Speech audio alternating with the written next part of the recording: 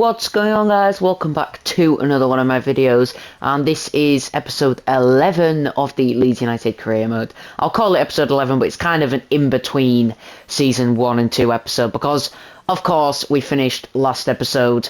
That was the end of season 1, that was the season finale. There's the final league table. As you can see, we finished 15th, which isn't bad.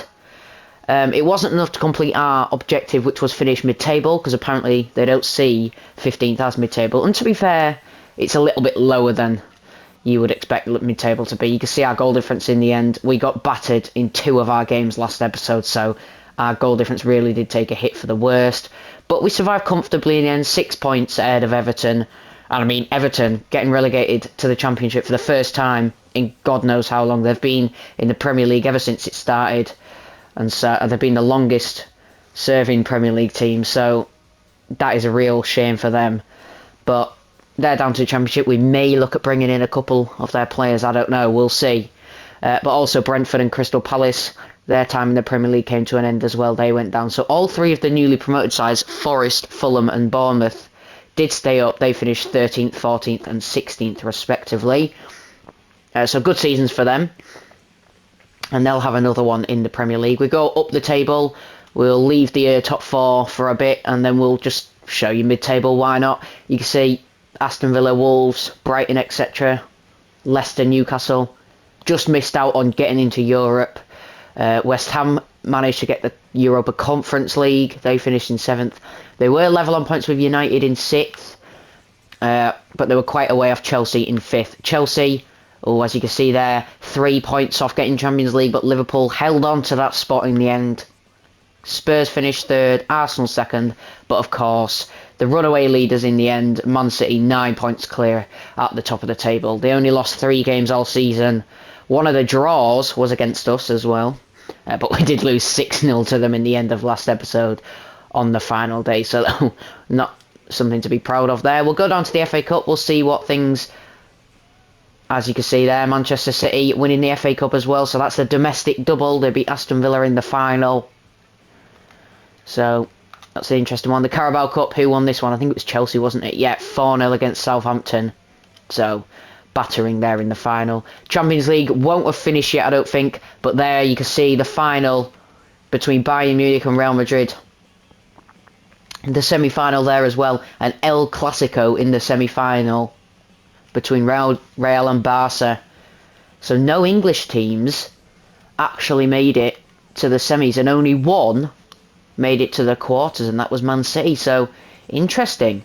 Liverpool, United and Chelsea all getting knocked out earlier on. Right. It wasn't... Was it United? It might have been Spurs, actually. Yeah. Wasn't United. What am I on about? But that's that.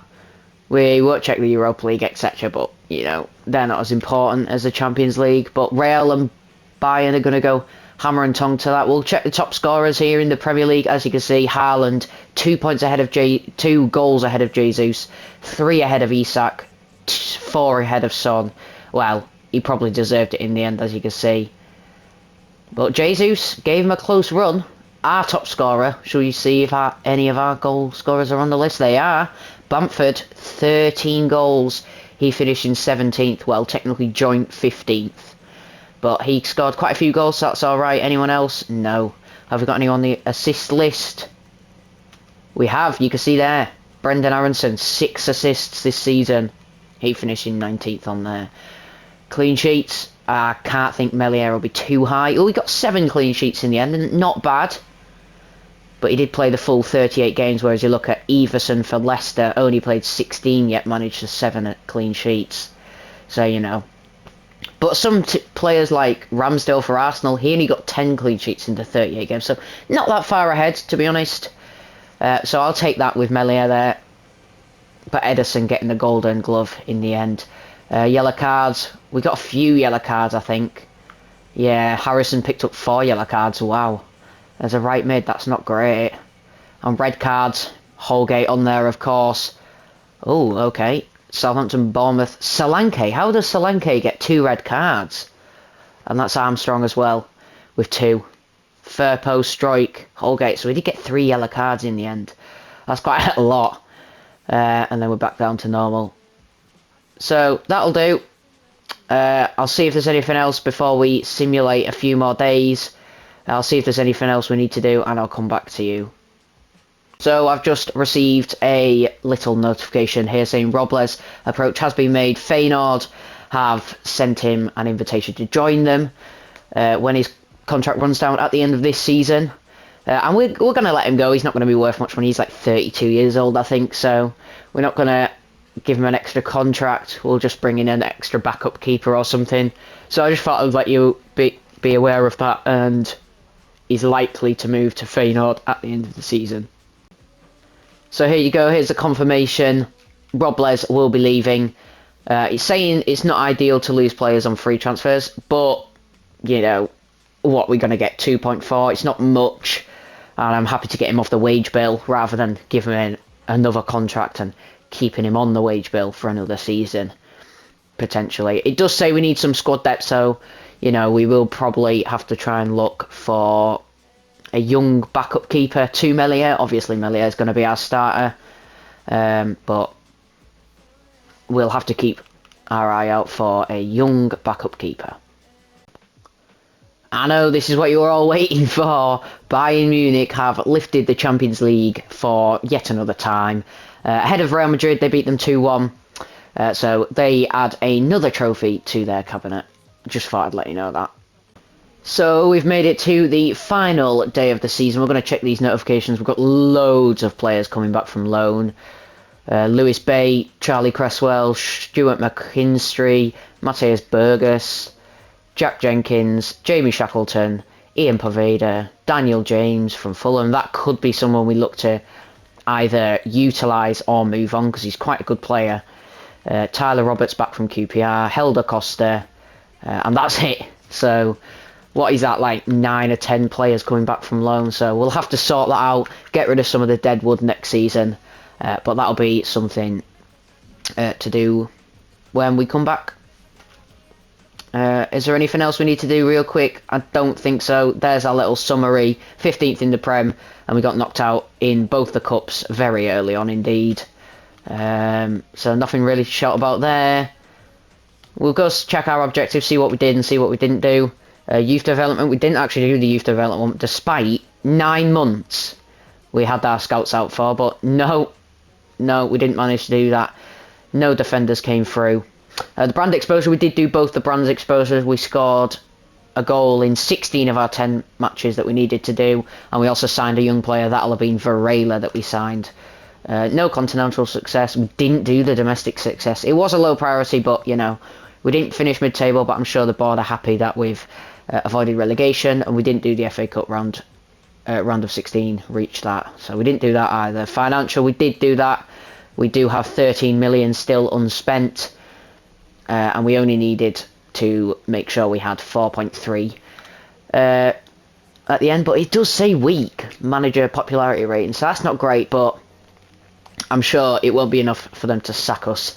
Let's go and check. We're going to end season, and let's go see what that email says.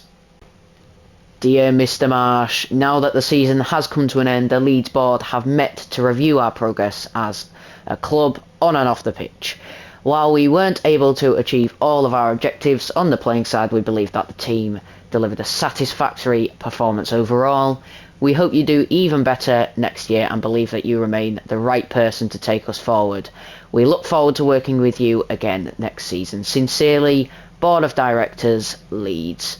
So there's your confirmation. We will be at the helm of Leeds next season. So I'm thankful for that. We haven't been sacked, which is good, and we will have a season 2 of this career mode. So let's go see. Football, why do we love it? There we go. I'll let you read that. I don't really want to read that. And we'll see you back in the main menu. Here we go. Robles is going out the door now. The first day of the transfer window, and we're already wishing him well. There we go. We're going to decline this invitation to play in the pre-season tournament invite. We're not going to really need the money, and also I don't want to risk any injuries, so we're going to skip that. So we're on the opening day of the transfer window, the new season, and that means we can check who has got promoted from the Championship and we will be playing next season. So as you can see, Burnley got promoted there, Norwich as well, and also Watford. So 3 teams with real stadiums, so that's great. Does mean everyone who we will be playing will be in a real stadium. So that is a handy bonus, and that's nice. So you're all dying to find out our calendar and our fixture list for next season, so let's show you. And it's a funny one because we've got Chelsea on the opening day of the season, just like last season. This time we are at home though, at Elland Road on the opening day. Then we play Bournemouth and Southampton. Those 2 games and the Chelsea game as well will be in next episode. After that we play West Ham, Burnley, Watford, Aston Villa, so that's quite nice games there. Then we play Leicester, Newcastle and Man City, followed by, oh, that's a difficult November. Liverpool, United, Norwich and Arsenal. That's quite a difficult November, that is. And then in December, obviously, Fulham, Wolves, Brighton, Spurs, Nottingham Forest, Manchester United and Liverpool. So there, again, we'll have, 4 simulated games. So that's quite a packed December. And we'll have 4 simulated games in that one. January, Nottingham Forest, Watford, Burnley. That is nice. That is as nice as it gets, really. As a chilled transfer window there. February, Wolves, Fulham, Man City. Ooh, March, Newcastle, Leicester, Aston Villa, West Ham. This means we'll have a difficult run in, I think. Southampton, Bournemouth, Chelsea, Spurs, Brighton, Arsenal, Norwich. There we go, so we play Arsenal, Spurs and Chelsea in our last 5 games.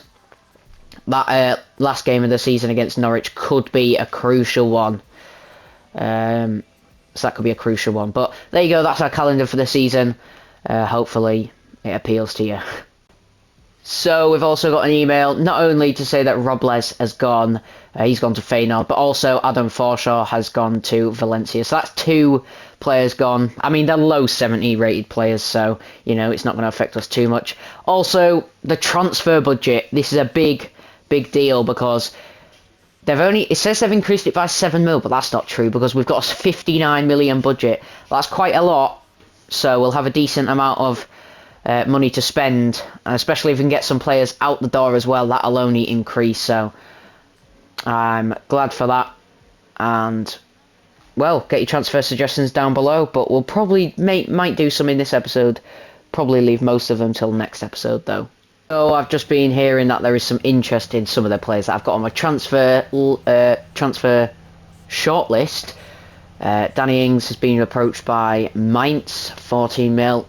Could be an option we go in as backup or as competition to Patrick Bamford. Elise being approached by Lazio for 28 mil. I don't think I can compete with that, so Elise I don't think is going to be coming to Leeds. And obviously Ivan Toney could be going to Lyon, 24 mil. I think he'd pick Lyon over Leeds, to be honest, so I don't think that's someone we could be going for either.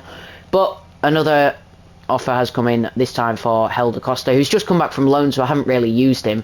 I don't know if he's someone that I want to use. Fidel, though, is not a player that I'm looking at, so we're just going to straight up reject this. If a straight up money offer comes in, we may accept, but for now we're going to reject that. We're going to sim a few more days. So Rangers have come in for a loan to buy for Christopher Clayson. Now, I don't want a loan to buy, so we're going to delegate this and we're going to say a 1-year loan. I don't like loan to buys because obviously I don't know about the future of some of these players, so we're just going to try and send him out on a 1-year loan, see if they come back and accept that. So as you can see, Rangers are happy with that 1-year loan, so we'll go ahead and accept that. Hopefully he'll go out, get some playing time and come back with a little bit better overall. We've also got an offer for Junior Firpo. He has been a key player in our team, so I'm not going to let him go to Girona. I mean, maybe he would like a move back to Spain, but I'm not sure that I want to let him go at this point in time because he is my starting left back, so we are going to go ahead and reject that one. Here's confirmation of Clayson moving on to Rangers, just on a loan, so he'll be back with us at the end of the season. But we want to get some of this Deadwood out. I don't want to call him Deadwood, but we want to get some of these players out. So I'm not clogging up the squad hub, you know what I mean? I'm clogging up the team management hub. One of the potential options we were looking at centre-back was Mark Guehi. Now, he's been approached by RC Lens, and I can see that one going through because obviously Lens being in the top division of French football. Marc Guay, obviously he's English, but I feel like a move to France would do him the world good, especially playing in a higher division than the Championship. And 34 million, that's quite a bit of money, and I don't know if I'm ready to part with that. Also, Yanelt, approached by Toulouse. He's been relegated with Brentford, so I mean, if we want to bring him in, we need to act quickly because 14 million is quite a bit. So we will go show you our transfer hub, and if there is anyone that I really want to like bring in, then what we'll do, we'll go and put an offer in for them. So Danny Ings has gone to Mainz, so that will not be an option we look to pursue. I'm just looking for anyone else who has moved clubs, and so we won't be able to sign them. Ivan Toney gone to Lyon, so we won't be able to sign him, so he can come off the list. Who else? Basically what I've done, I've gone onto and I've just listed loads of players who play for Brentford, Crystal Palace and Everton as well, because they got relegated. Might be able to get them on a little cheaper fee than what they would normally. Elise as well can come off the list. And I've also put Werder Bremen on there because they got relegated from the Bundesliga, and some of their players are pretty decent, so hopefully we'll be able to get some of them on a cheaper deal maybe. I'm just looking at anyone else. No one else has moved clubs yet, so there's some players on here who are looking very nice. Fulkrug has been playing well for Germany recently in real life, so is he an option we could look to bring in as what do you call it, cover for Bamford or competition for Bamford? And Bomb as well is a nice young player from Werder Bremen, but there's one player who attracts me a lot, and it's Joachim Andersen. I feel like he suits my I can't get my words out. Style of play quite a bit. He's obviously a ball-playing centre-back, and he's just a quality centre-back. And now being relegated to Palace, I feel like he could be a decent player to bring in. So let me know your thoughts on this signing potentially down below in the comment section, because obviously I need your guys' help. I don't know fully who to go for. Breen and Burmo could be another option, just as cover on the right or left wing. He might even get to start because, you know, Harrison. And I mean, it wouldn't surprise me if Sinistera starts getting some offers from bigger clubs, because he's now 83 overall. And if a big club came in for him, because I'm trying to keep this realistic, it would probably be something that someone that I have to let go, because the money would just be too big to ignore in real life, you know. Yanelt hasn't moved at the moment, he's still there, but Toulouse have come in for him, of course, and it could be a decent option to bring him at centre mid, just maybe as cover for Tyler Adams, but then again I have got Rocker and Varela, so I'm not really sure if I need a central midfielder. Definitely not the most important position to cover at the moment. Rico Henry's there as well. Da Silva, Aya could be an option at centre-back if I don't go for Christensen. Not Christensen, what am I on about? Joachim Andersen. So let me know your thoughts on Aya and Andersen. Tell me which one you think you prefer and who's probably the better signing. Because Holgate was not an instant fix, and he's probably not a long-term option at centre-back, so maybe it's time to improve and make a step up. 6'5" Aya could be the right choice. I've still got some of these Boca Junior players on here. Rossi, Vasquez, Ceballos, Brobery, Chalaba, Campbell. You know some of these up at the top. I've told you about them last season. So they're the ones I have on the transfer list at the moment. I'm also looking for a backup keeper. So if you guys know anyone, then do let me know. But for now, I will sim a few more days, see what else is happening, and I'll come back to you. Now, this is a very interesting offer, because obviously Daniel James returned from loan from Fulham at the end of last season. Now, I haven't used him, and I know he's a very good player to use in FIFA, obviously with his pace, etc. But I'm not really sure that I need him, because I managed to survive last season without him, so I'm not really sure that we do need him for this season. So what I'm going to do is Bournemouth, who have come in for an offer, they've said 13 million. It says I can get between 11 and 16. So what we're going to do, we're going to try and negotiate and try and get that full 16 out of them. Because I haven't used him, so I don't know what he's capable of, and I'm not... I don't know, but it's a tricky one. I am going to negotiate, and I am going to try and get 16 million out of them. Well, I think it actually said 16.6, so we'll just try and get an extra 3 out of them. 16.6. Gary O'Neill, is he willing to pay it? No, they don't want to go any higher. But the tension's not very high at the moment, so we're going to go again with 16.6. We're not willing to lower it much. They've added a little bit on. They've gone to 15.1. We'll bring it down a little bit, down to 16.2. Yes, they've accepted that. So it's 400k less than what we originally wanted, but that's fine. Daniel James, if he gets out the club, it's an extra 16 million to the transfer budget, and I think I'll be happy with that. Now, of course, with us potentially selling Daniel James, it's got me thinking about the starting 11, because I haven't actually been into the starting 11 really. To have a look, and you can see all these Deadwood players.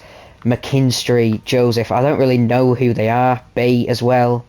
Probably these players probably aren't even that bad, but they're not going to get a go at all.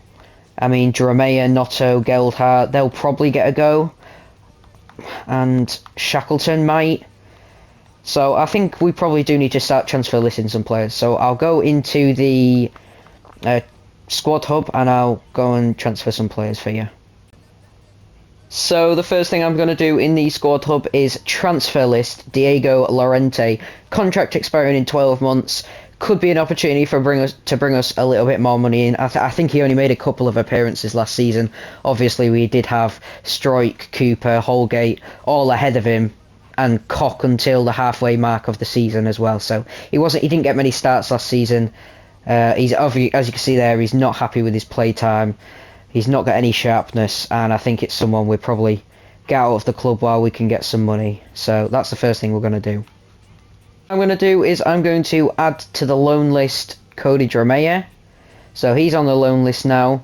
We will actually go and give him a new contract, because I think it might be something we need to do. So 11k, an extension of 3 years. Yeah, we'll do that. We'll take that.